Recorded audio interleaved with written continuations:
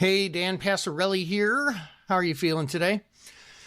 So today, another interesting day in the markets. What was interesting? Well, we woke up this morning to a CPI report that was pretty good. The CPI year over year was 2.4, which was versus 2.5 expected, versus a prior of 2.8, pretty darn good.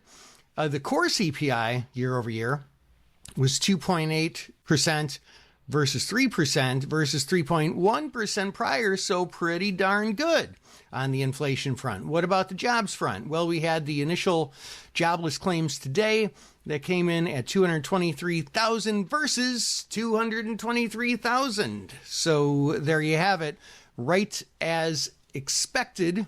All this would typically be pretty good news. After Trump's about face on tariffs just kind of changing his mind awful a sudden, the market kind of took a breather today. We had what we call an inside day with a much smaller range than yesterday, smaller than the last few days here. Yet still, when we consider the tail on this sucker, pretty big range. Now, when we have these inside days, here's what we want to look for.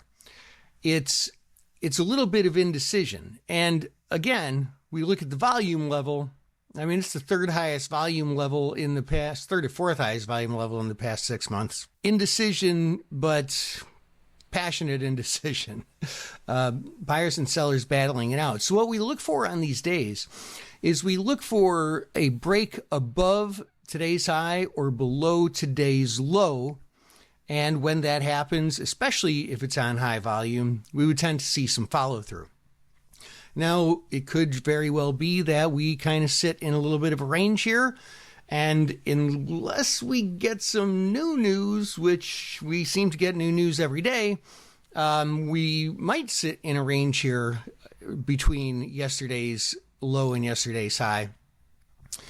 But with the news that just keeps on coming, the hits keep on coming, I wouldn't be surprised if we do get a little bit of a breakout in either direction.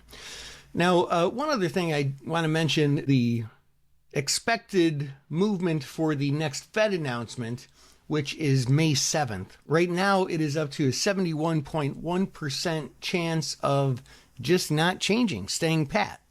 The market has kind of changed its mind a little bit from the past. And a lot of that has to do with some of the Fed speakers just coming out and saying, hey, look, we kind of need to wait and see how tariffs affect employment and inflation before we make any moves.